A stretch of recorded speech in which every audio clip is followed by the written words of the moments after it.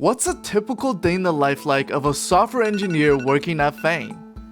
So typically I wake up around 9 a.m. I shower, brush my teeth, do all that fun stuff to get ready by 9:30 or so, and then I head into work and I get in around 10. So the good thing about Seattle is that unlike the Bay Area and New York, it's a really compact city, so it doesn't take that long to get to work. So right now it's about 9:30ish and we are going towards the office. Usually he would take an Uber, but I'm gonna give him a ride today. This one's on me, buddy. Thanks, man. Other than the strange one-way roads of Seattle, getting to work only took about 8 minutes. After I get into work around 10 a.m., typically what I do is I make a cup of coffee for myself and I sit down and I just read all my emails, catch up on all any work that's been happening like after I left the office or I didn't have a chance to do the day before. And then I'll just do work. I'll engineer software. And in terms of what that actually means day to day, sometimes it means that I'll be writing a lot of code.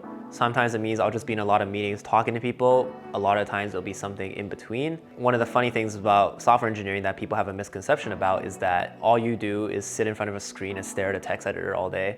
I would actually say that not a lot of my time is in front of an editor. A lot of it is talking to people and figuring out what we should actually be doing. It's coordinating meetings, like writing minutes. It's writing, like communicating between people. It's sometimes just thinking, sitting in my chair and thinking about what to do as well. In terms of time I spend actually in the editor, I don't think it's that much, maybe a couple hours per day. This is the free food. Wow. It looked nicer half an hour ago, but Hafu couldn't drive fast enough here.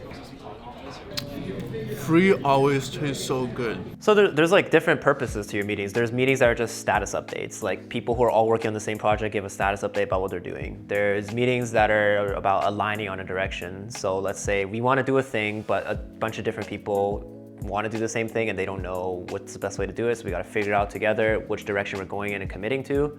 There's meetings that are just informational, like I ask, like, can you just tell me everything you know about this because I don't understand it. There's like personal and development meetings, like I have one-on-ones with a manager to talk about my career growth, my performance, like my goals, projects. I have one-on-ones with my mentor who tells me about like how I should approach certain situations. I can ask questions about how to be more effective. It's not as if I'm just sitting down in a chair and coding all day. But around 4 times a week, I stop by the company gym to work out. Do you actually? I do if you weren't here. I would if you weren't here. Okay. Yeah. Around 6 p.m. I usually head out to get dinner and then I go home. We are in East Lake area of Seattle. Korean barbecue grill. To Jeff Bezos. Jeff Bezos. We waited like an hour just to get this, but I am so hungry and that looks way better than I expected.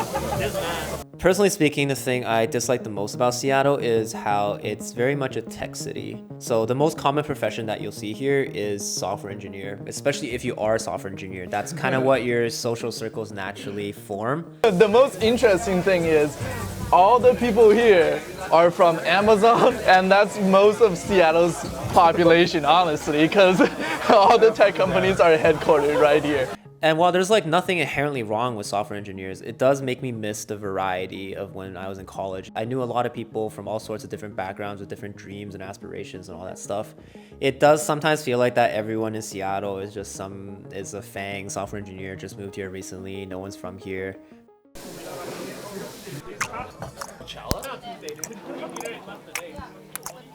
And after I get home, typically I don't do any more work, but if there's something I really like have on my mind, I have the energy still, maybe I'll write some more code that I didn't get to during the day because I had meetings. The nice thing about working as a software engineer is that it's very flexible and you can kind of do work whenever, wherever.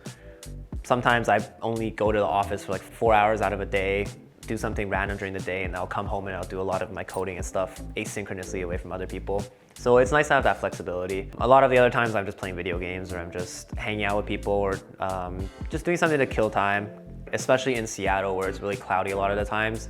It's hard to have a lot of energy to be like super peppy and go out and do a lot of high energy activities. Oh, I guess some other things that I do after work is sometimes I go play volleyball, piano lessons or dance classes, or I'll just watch Hafu Go vlogs on YouTube. And then I usually go to bed around 11:30 p.m. to get ready for work the next day. And that was a day in the life of a software engineer. Click subscribe and watch the next video of how much they get paid.